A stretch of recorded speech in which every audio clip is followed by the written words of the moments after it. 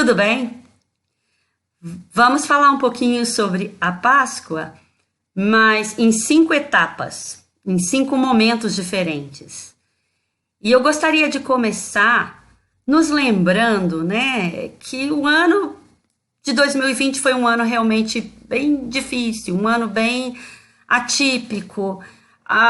Se vocês pensarem um pouquinho, na Páscoa passada nós estávamos todos em lockdown dentro de nossas casas, apreensivos, sem saber o que aconteceria, O que aconteceria com esse mundo, o que aconteceria conosco e com a nossa sociedade. Bom, praticamente um ano se passou e aqui estamos nós novamente nos preparando para a Páscoa do Senhor. Muito importante que nós criemos expectativas, que nós meditemos naquilo que Jesus fez, que nós encaremos a Páscoa como um dos maiores, ou talvez o maior calendário, o maior feriado do calendário litúrgico, a data mais especial, a data mais esperada do ano. E para isto, em vez de pular diretamente para a Páscoa, a ressurreição de Jesus, eu quero trabalhar toda a história. Eu quero nos ajudar a enxergar a perspectiva do todo, para que nós possamos, de fato, compreender a grande importância daquilo que Jesus fez por nós na cruz. Isso nos ajudará também a nos encontrarmos nesta história, a nos vermos no plano de Deus, a vermos o todo. Onde eu me encaixo no plano de Deus? Onde eu me encaixo na Páscoa do Senhor? Para isto, meus irmãos, eu preciso ter um entendimento claro de quem é Deus. Quem é mesmo o meu Deus? O nosso Deus, o Senhor da história, aquele que escreve a história conosco. Quem é Ele? Porque o nosso Deus, Ele é diferente de todos os outros deuses. Todos os deuses dos povos das nações, todos os falsos deuses são completamente diferentes desse Deus que é triuno. Tudo começou muito tempo atrás, que nós não conseguimos nem dimensionar. Eu chamo de o tempo antes do tempo, antes do nosso tempo, do nosso Cronos, quando somente existia a Trindade. É muito importante entendermos que o conceito da Trindade só veio a se completar, só tomou forma no 3º século depois de Jesus. Então, é um privilégio muito grande para nós, porque os apóstolos, eles não tinham esse entendimento. Os discípulos que andaram com Jesus também não tinham esse entendimento. Ele ainda era incompleto. Mas lá na frente, no concílio da igreja, Atanásio e outros pais da igreja escreveram para nós o credo, aquilo que nós cremos hoje, e nos clarearam a compreensão do que é ou de quem é a Trindade. Esse conceito de 3 em 1. Precisamos compreender também que a Trindade, que na sua essência é amor, não poderia, a Trindade, Deus, não poderia ser amor se não fossem 3 pessoas. Veja bem, comunhão, comunidade, comungar, todas palavras bem semelhantes, elas só fazem sentido quando existe um grupo, quando existe mais do que uma pessoa. Então, se o nosso Deus não fosse uma trindade, fosse um único indivíduo, ele não seria amor.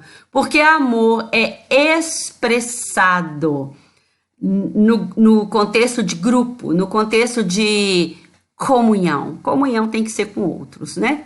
Então, a Trindade, o nosso Deus, já era amor, já era comunhão antes do ser humano ou de qualquer outro ser habitar o cosmos, né? O universo. E existem 3 palavras teológicas, são palavras gregas, complicadas, mas eu vou falar mesmo assim para ficar mais claro para nós, né? Nosso entendimento. Essas palavras definem a Trindade, ou pelo menos elas se aproximam de uma definição da Trindade, porque de fato, gente, de fato, nós não podemos totalmente definir a Trindade.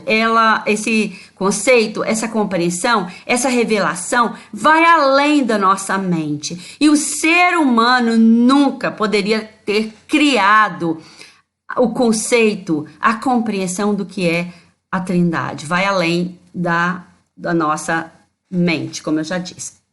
A primeira palavra que define, ou que tenta definir a Trindade é hipostases. Hipostases. Que significa o quê? 3 pessoas divinas, distintas. 3 pessoas divinas, distintas. Ou seja, um não é o outro. O Pai não é o Filho. O Filho não é o Espírito Santo. São 3 pessoas. Eu gosto dessa compreensão, desse entendimento, porque o nosso Deus, a Trindade, não são 3 clonagens, né? 3 pessoas iguaizinhas, um é clone do outro, o outro é clone do outro. Eles são 3 pessoas distintas. E este entendimento está no credo lá dos pais da igreja, lá atrás, né? Um não é o outro. Cada um é cada um, ou seja, distinto. Mas a Trindade também é homousios, palavra difícil, palavra grega, né? Mas o que isso significa mesmo? Que eles têm a mesma substância, a mesma essência. Sendo assim, cada um é Deus, eles têm a mesma natureza, né? A mesma essência. E a outra palavra que define a Trindade é pericoresis, que você já deve ter escutado, que significa o quê? Eles coabitam, eles vivem numa perfeita comunhão, numa perfeita comunidade, eles comungam entre si, eles compartilham. Alguns dizem, eles se interpenetram, lembrando do que Jesus falou lá em João 17, né? Um Deus que se interpenetra, e ele nos convida para esta comunhão, para esta comunidade, para esta interpenetração, esse ambiente de perfeita comunhão e interação que vai até mesmo além da nossa compreensão com a mente caída que nós temos, né? Com a mente afetada pelo pecado. Mas, no melhor do nosso entendimento, esta é a Trindade. Este é o nosso Deus. Um Deus que, tendo a mesma natureza e o mesmo caráter, ele compartilha conosco, não a sua natureza necessariamente, porque alguns aspectos da natureza de Deus nunca serão parte de nós. Por exemplo, Deus é todo poderoso, nós nunca seremos, né? Deus é um Deus infinito, não foi criado, isso não compete a nós, essa é parte da natureza de Deus que não será nunca compartilhada conosco. mas ele compartilha conosco o seu caráter. E o que é o caráter de Deus? É aquela parte da essência que vem das escolhas, que é algo que nós podemos copiar. Por exemplo, o nosso Deus é um Deus de amor. E nós podemos copiar, nós podemos imitar no melhor da nossa capacidade, no melhor da nossa habilidade. Nós estamos sempre em busca do caráter de Deus, do amor pleno dele. E tudo aquilo que emana do amor, que é um subproduto do amor. Por exemplo, a misericórdia, a justiça, a bondade, a fidelidade e todos aqueles outros atributos que emanam do caráter de Deus. E isso nos dá muita esperança, porque, gente, é a Trindade que nos define. A nossa gênese, a nossa origem está na Trindade, no ser triuno de Deus, no caráter dele. Por isso nós somos também criaturas, mas com aquela necessidade de comunhão, com aquela necessidade de comunidade, com aquela necessidade de compartilhar, de viver a vida em função do outro, em função do nosso próximo. Isso vem de Deus, é a nossa origem, né? E essa origem nos dá propósito, essa origem nos dá identidade. Onde está a nossa identidade? Está em Deus, está na Trindade, na essência da Trindade, no desejo, e não apenas no desejo, mas na necessidade por comunhão, por unidade na diversidade. Né? Porque a Trindade é isso, uma unidade na diversidade. A gente pode pensar num cacho de uvas, por exemplo, né? É um exemplo rudimentar, grosseiro, mas é o que a gente pode ter, né? Um cacho de uvas é um cacho, mas são várias uvas. Podemos pensar na água, né? Que é água, H2O, mas ela é sólida, líquida, gasosa, 3 em 1, né? Ela tem 3 maneiras de se manifestar a nós, né? De se expor a nós, mas ainda assim é água. E tem muitos exemplos na natureza, nós mesmos, corpo, alma, espírito, a própria natureza revela esse caráter, essa essência, esse aspecto do nosso Deus que é 3 em 1, né? A dimensão, né? Por exemplo, são 3 dimensões: profundidade, largura e altura. Né? E muitas outras coisas. Quanto mais a pessoa entra na ciência, mais ela percebe o ser triuno de Deus manifesto, revelado através da natureza. E esse Deus que é, como eu já falei, diferente de todos os outros deuses, e ele é infinito e pessoal. Gente, só o nosso Deus é infinito e pessoal.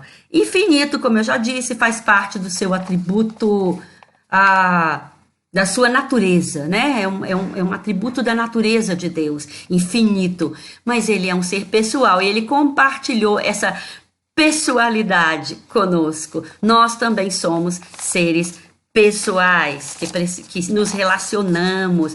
Por isso a essência de Deus é relacionamento. E ele compartilha e nos fez para relacionamentos. No entanto, está na essência do amor criar, multiplicar, compartilhar. Deus não estava se sentindo solitário quando ele decidiu criar tudo que nós vemos ao nosso redor. Ele não criou por uma necessidade, porque Deus é completo em si mesmo. Como eu disse, ele já habitava a eternidade, a profundidade do cosmos, né? Do seu ser eterno, cheio de amor. Eles já compartilhavam, eles já se relacionavam em amor, em graça, em bondade, em sabedoria e tudo isso que deriva do amor. Então, não foi por necessidade que Deus decidiu criar o mundo. Foi por quê? Porque ele é amor. E a amor sente esse ímpeto, esse desejo profundo de compartilhar e se multiplicar. E aí o que é que Deus fez? Deus criou a terra. E a Bíblia fala que ele plantou um jardim. Ele criou o mundo que nós conhecemos, a natureza, as árvores, as grandes montanhas. Ele criou os animais gigantescos, né? Monstruosos aos nossos olhos. Ele também criou o mundo microscópico, os animais pequenininhos, né, que não enxergamos a olho nu. Ele esbanjou da sua natureza ao criar o mundo, as árvores, o mundo orgânico, inorgânico, né? O mundo químico, o mundo físico. Deus usou a ciência, a matemática, tudo que ele sabe, né? Tudo que ele é para criar o nosso mundo. Tudo que nós sabemos e muito mais que nós não sabemos também. E, gente, ele plantou um jardim cuidadosamente. E ali ele pegou o barro, Pai, Filho, Espírito Santo, e modelaram a sua imagem e a sua semelhança. Eu posso imaginar, porque a imaginação também faz parte, viu, gente? Vem de Deus. Como eu não estava lá, né? Eu imagino, baseada no que as escrituras me dizem, no que as escrituras trazem para mim e naquilo que eu conheço de Deus, do seu caráter e da sua natureza. Então eu imagino o Espírito Santo, o Filho, o Pai trocando ideias, conversando. Vamos fazer assim? Vamos fazer assim também. Vamos acrescentar isso e isso ao ser humano, para que eles possam se relacionar conosco, para que eles possam nos amar, né?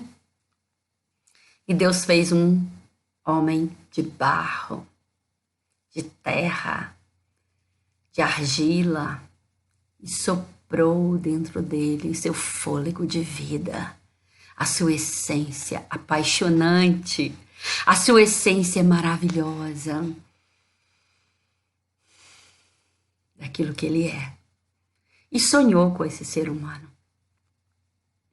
Sonhou em relacionar-se conosco. A Bíblia diz que ele também tirou uma costela, né? Claro que eu estou pulando capítulos aqui da história, mas ele tirou uma costela e a partir dali ele fez a mulher. A Bíblia não dá detalhes, mas eu acredito que ela foi feita de barro do mesmo jeito que o homem, né? Só que com um pedacinho dele, a costela, para que andassem juntos, lado a lado. Deus nunca teve intenção de que dominássemos sobre outros seres humanos, né? Nós não fomos feitos para dominar o ser humano, nós fomos feitos para dominar a natureza, dominar os animais, dominar a terra. A terra que era o nosso templo, e nós como imagem de Deus, carregadores da imagem dele, né? No grego é o eikon, ou seja, o ícone de Deus, representantes dele aqui na terra, aqueles que falam em nome dele, aqueles que representam e mostram a imagem quem Deus é. Foi assim o início de tudo. Foi assim o nosso início no jardim. E a Bíblia fala que que Deus caminhava, que Deus visitava, que Deus vinha à terra, no jardim, né, especificamente, na viração do dia, no final da tarde, todos os dias. O homem podia esperar, a mulher podia esperar que Deus viria e caminharia com eles. Deus viria e conversaria. O que eles conversavam? Gente, a Bíblia não fala, mas eu posso imaginar. Por que eu posso imaginar? Porque eu e você, nós conhecemos um pouco do caráter de Deus. Nós conhecemos um pouco de como Deus age. Eles conversavam sobre tudo. Eles brincavam, porque Deus tem senso de humor. Ele nos fez assim, como Ele. Eles brincavam. Eles falavam sobre coisas sérias. Eles falavam sobre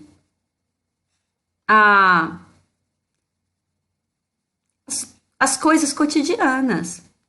Eu posso imaginar, vou virar aqui só um pouquinho, tá? Só um pouquinho, para ver se não reflete tanto meus óculos. Eles falavam sobre comida, sobre receita, sobre química, sobre física, matemática, biologia. Deus disse para eles, olha, dê nome aos animais.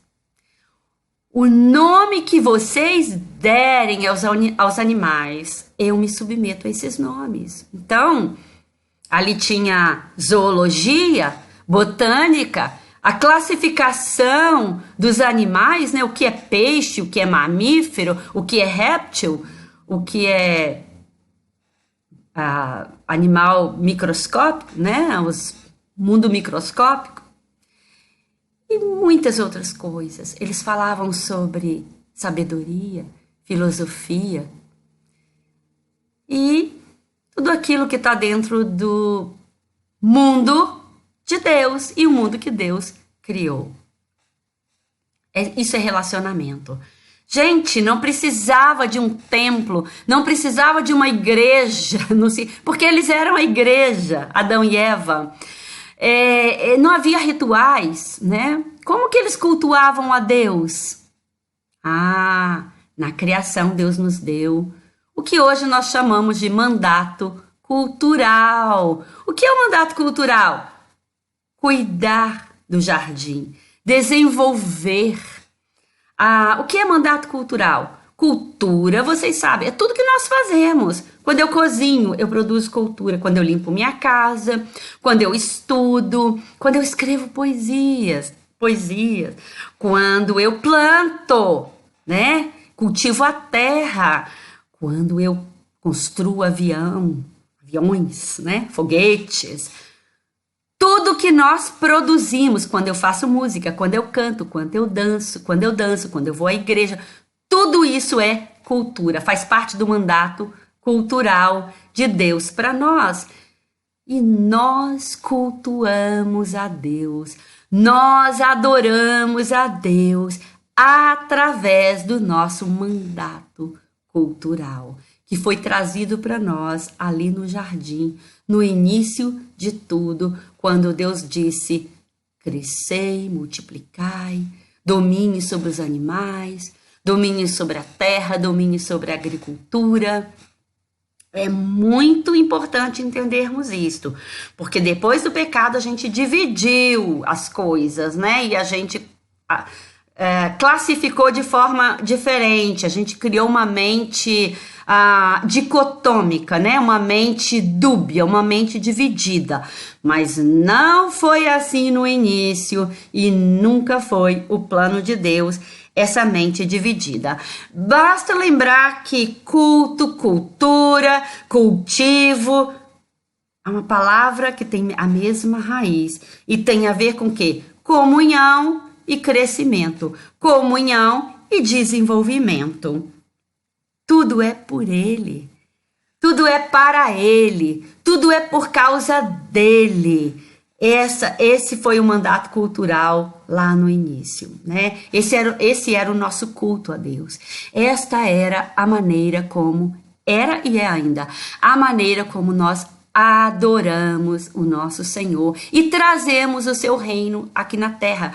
Como diz o Pai Nosso, seja feita a tua vontade, assim na terra, como ela é feita nos céus, né? Venha o teu reino, venha o teu reino. É um processo contínuo de trazer o reino de Deus. E ali no início de tudo, antes do pecado, céu e terra eram conectados. Céu e terra eram casados um com o outro. Céu e terra estavam juntos, estavam ligados, interligados. Não havia ruptura, não havia divisão, não havia divórcio. Era um casamento perfeito de céu e terra, o que sempre esteve no intento e no coração de Deus. Romanos 14:17 diz assim que o reino de Deus não é comida, não é bebida, mas é justiça, paz e alegria no Espírito. Justiça, paz e alegria no Espírito. E este era o reino de Deus no jardim do Éden, né? O reino de Deus em toda a sua plenitude. Justiça, paz e alegria no Espírito. Que nós podemos traduzir da seguinte forma: justiça, e deixa eu me dizer, meus irmãos, dentro de nós há um clamor pelo reino de Deus. Dentro de nós há um clamor por justiça, por paz e por alegria no Espírito. E isso continua. Nós continuamos clamando por isto, porque este é o intento de Deus, né? É o shalom de Deus. A gente traduz shalom como paz, mas paz é uma palavra muito limitada para traduzir o que significa shalom. Shalom de Deus que havia ali no jardim. É a paz que vem da plenitude, do completo, do total, do absoluto, do inteiro, do íntegro, né? Tá inteiro, não tem pedaços, não tá partido. Plenitude, esse é o shalom de Deus. E vem, só é possível havendo justiça, paz e alegria no Espírito. A justiça nós poderíamos traduzir aqui como o ordenamento das coisas, o ordenar, o colocar em ordem, o colocar no seu devido lugar, porque isto, quando tudo está no seu devido lugar, traz para nós justiça. E nós vemos no mundo hoje, quando a gente vê por exemplo, quando você vê uma notícia, a Polícia Federal apreendeu não sei quantas toneladas de maconha, de cocaína e tal, e tal, e tal. Justiça foi feita. O reino de Deus sendo trazido a nós. Porque a droga, ela bagunça com o nosso mundo, né? Ela bagunça com nossos jovens, ela tira a ordem, ela tira a justiça. A justiça, quando ela é feita, por exemplo, tantas e tantas famílias necessitadas, carentes, que estavam passando necessidade, né? Foram abençoadas com alimentos, ou com, melhor ainda, educação para suas crianças, trabalho para os pais de família. Então você sente, uau, justiça está sendo feita, né? Essa é a justiça do reino de Deus, essa valorização, essa igualitariedade, nem existe essa palavra, né? Essa igualdade à mesa do Senhor, né? Essa igualdade à mesa do Senhor. Todos temos o mesmo valor, todos somos tratados com justiça. Não significa que todos somos iguais, tá? Eu não quero ser igual a ninguém e você também não quer isso. Nós queremos continuar sendo diversos, únicos, exclusivos, mas tendo o mesmo valor, porque Deus nos valoriza. Por que que nós temos valor? Porque nossa origem está na Trindade, porque somos a imagem e a semelhança dele. Aí está o nosso valor. Aí está a nossa importância. Não é o que eu faço, o que eu não faço, o que eu tenho, o conhecimento que eu tenho, o estudo que eu adquiri ou não. Não é isto. É porque eu sou imagem dele. É porque eu represento a Trindade, eu represento o Senhor Deus aqui na terra. Olha para mim, olhe para mim, olhe para o meu irmão, olhe para a humanidade. Foi feita a imagem de Deus. Então, justiça, paz. Como nós adquirimos paz, né? Quando nós vemos, por exemplo, abundância, quando nós vemos a produção de bens, quando nós vemos, quando nós percebemos que as pessoas estão tendo trabalho, as pessoas estão tendo alimento, as pessoas estão no campo produzindo alimentos, e isso está trazendo a abundância para o nosso mundo. Não sei você, mas eu fico tão feliz quando eu olho para o campo e vejo a produção, né? Então, eu penso, uau,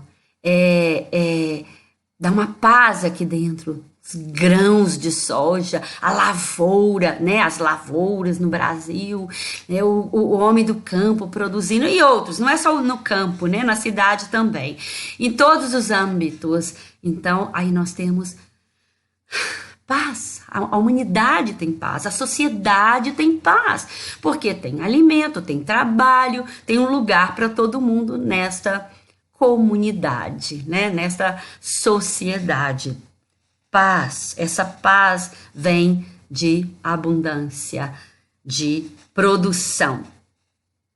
E o reino de Deus também é alegria. A Bíblia fala alegria no espírito, né? No nosso espírito, tá, gente? É no nosso espírito, é alegria profunda lá dentro de nós. Então, essa alegria, ela vem, claro, da justiça sendo feita, vem da paz, da abundância, da produção, vem desse mandato cultural, né, que nada mais, nada menos é do que trabalho, trabalho, né, trabalho na nossa sociedade. Deus nos mandou trabalhar 6 dias na semana. Então, essa alegria, ela vem muito também com a produção de beleza. Deus também esbanjou beleza. É só olhar o mundo que ele criou, é só olhar a natureza, é só olhar como ele fez. Puxa vida, um Deus tão poderoso, Senhor dos céus e da terra, todo poderoso, mas ele fez flores, orquídeas lindas, cores abundantes, tantas matizes de cores. Ele fez vegetais diversos. Ele poderia ter feito só um para a gente comer e colocar todas as vitaminas lá, né? Mas não, Deus se alegrou em esbanjar da sua natureza, da sua criatividade. Por isso nós precisamos dos artistas, das pessoas que pintam, das pessoas que escrevem, das pessoas que fazem esculturas, desenhos, dos arquitetos, das pessoas que criam, não que criam, mas que misturam diferentes sabores na cozinha, né? Dão criatividade aos alimentos, aos ingredientes, às frutas, aos legumes, e criam sabores maravilhosos na cozinha. Isso é produção de cultura e traz beleza ao nosso mundo. Gente, é por isso que eu sou uma pessoa assim, eu detesto uniforme, mas eu sei que às vezes a gente tem que usar, dependendo da situação, onde você estuda, você trabalha, tá? Tudo bem, tá? Eu tive a minha vida de usar uniforme, mas vocês raramente vão me ver com uma camisetinha igual a todo mundo, assim, sabe? A não ser quando tem que ser mesmo, né? Aí, por amor aos irmãos, a gente põe aquela camisetinha, mas eu amo a diversidade, eu amo as cores diferentes, eu amo as pessoas sendo diferentes, né? Com seus dons, com suas habilidades, com seus gostos diferentes, porque esse é o mundo que Deus criou. Deus é assim, tá? Deus é assim, ele não é uma clonagem um do outro. E nós também não fomos feitos clonagem um do outro. Então vamos nos alegrar na diversidade, vamos nos alegrar, porque nossos irmãos e nossas irmãs são tão diversos, tão diferentes. Esse é o reino de Deus, que não é comida nem bebida. Claro que tem comida, é claro que tem bebida. Nós sabemos disso, mas o que Deus estava querendo dizer ali para nós, que Paulo estava dizendo ali para nós, é que a essência do reino de Deus é justiça, paz e alegria no Espírito. E é só a gente escafunchar um pouquinho que a gente consegue entender o que Paulo estava propondo, que estava nos explicando sobre o reino de Deus.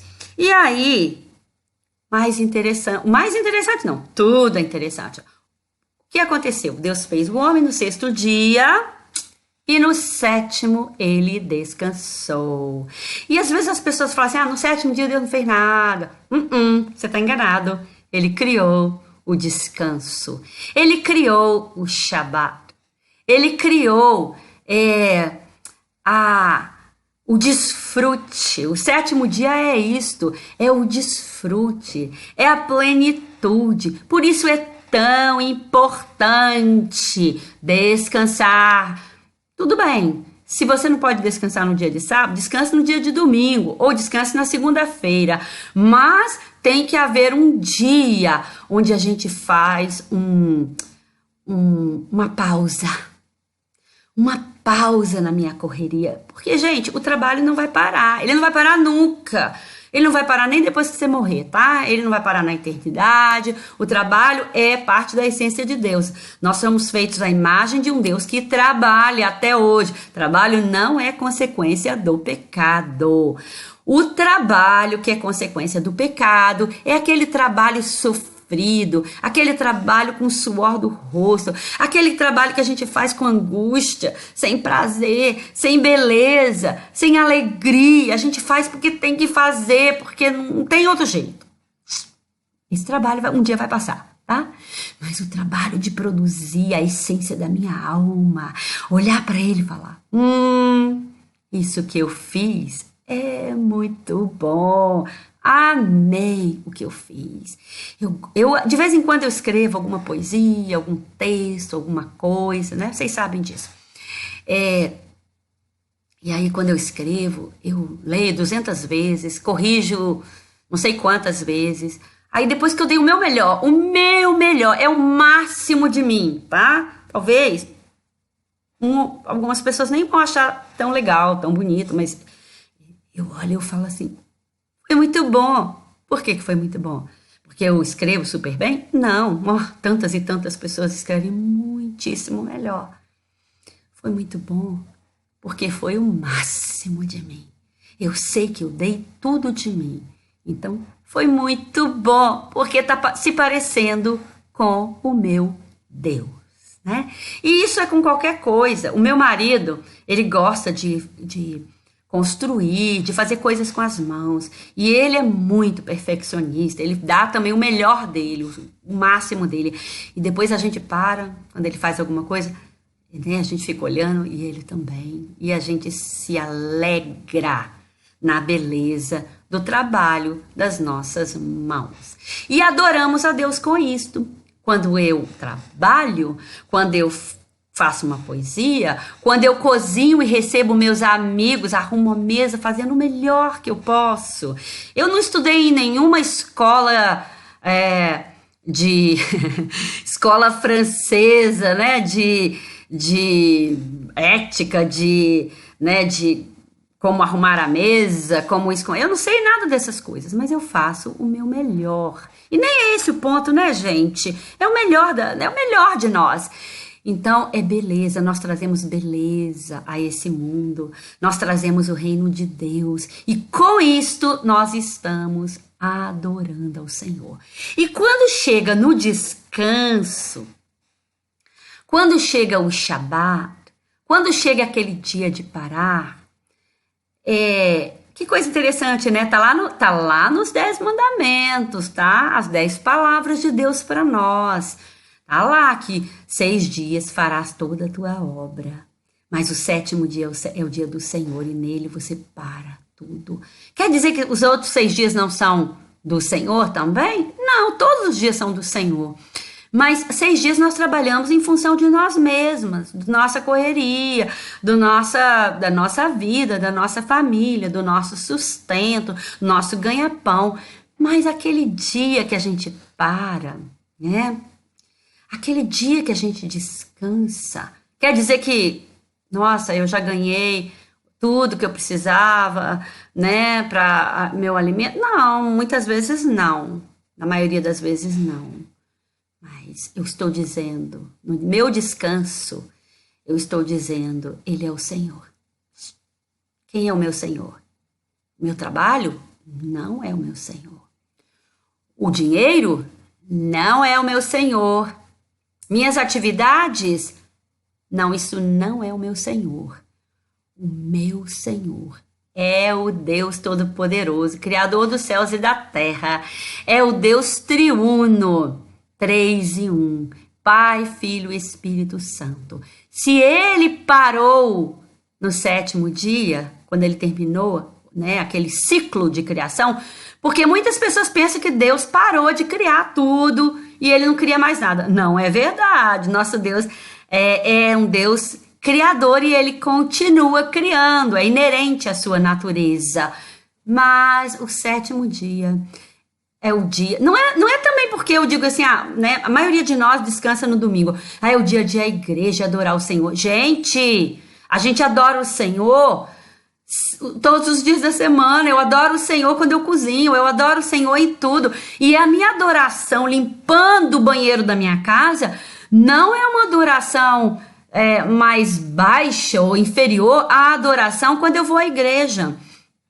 Às vezes a gente fala assim, você vem à igreja, vem à casa do Senhor por causa de Jesus, porque eu já ouvi até alguns falando assim, Jesus estava aqui esperando por você. É claro que não, né? Jesus vai ficar lá em 4 paredes vazias, sem ninguém, todos os dias esperando. Domingo, graças a Deus, domingo eu vou encontrar o meu povo aqui. Por favor, a gente não vai à igreja por causa de Jesus, sabe por que não? Pelo menos não a minha ou a sua, a igreja A ou B, porque Jesus está na maioria das igrejas, em quase todas. Eu quero crer que em todas, né? Ele está lá, Por que ele está lá? Ele diz que onde estiverem 2 ou 3 reunidos em meu nome, ali eu estarei convosco. Quem é o templo do Espírito Santo? Sou eu e você. Então Jesus está na igreja porque ele está em mim. E como eu vou à igreja, ele vai também. É simples assim, tá? Se ninguém for à igreja que eu falo, construção, né? Se ninguém for à igreja, Jesus também não vai estar lá, tá? Se a reunião é na minha casa, ele está lá. E ali é igreja, porque igreja somos nós, o corpo, né? Então a gente vai, eu pelo menos, eu vou à igreja A ou B, eu vou à igreja A...